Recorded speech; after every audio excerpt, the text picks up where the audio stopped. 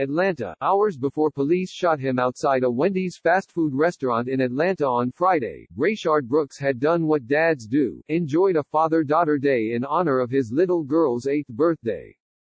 The party was supposed to roll into the next day with a skating celebration. But Brooks, 27, would not be there.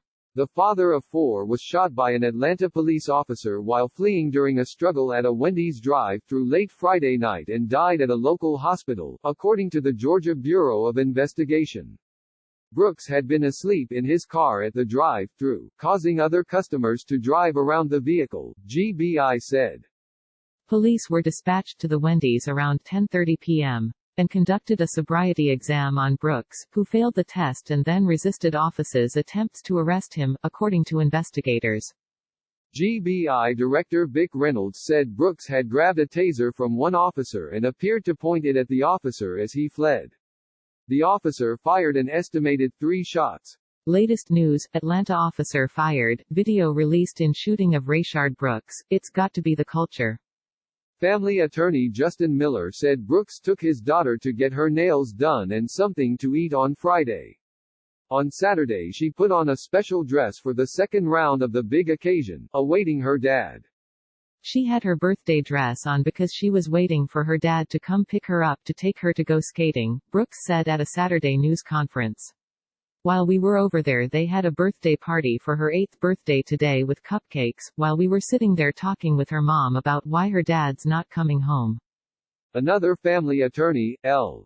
Chris Stewart, said Brooks worked at a tortilla place. He said the officer who shot Brooks should be charged for an unjustified use of deadly force, which equals murder. Stewart said attorneys were with the family on Saturday and watched the children play and laugh and be oblivious to the facts that their dad was murdered. "You can't have it both ways in law enforcement," Stewart said. "You can't say a taser is a non-lethal weapon, but when an African American grabs it and runs with it, now it's some kind of deadly, lethal weapon that calls for you to unload on somebody." George Floyd is not alone, "I can't breathe," uttered by dozens in fatal police holds across U.S. The shooting comes as the nation grapples with issues of race and police brutality after the May 25 death of George Floyd, who was pinned to the ground by a Minneapolis police officer who knelt on his neck for almost 9 minutes. Floyd's death sparked 3 weeks of protests in cities large and small across the U.S. The officer involved in the Brooks shooting was fired and another was placed on administrative duty, the police department announced Sunday. The police department released body camera and dash camera footage from both officers.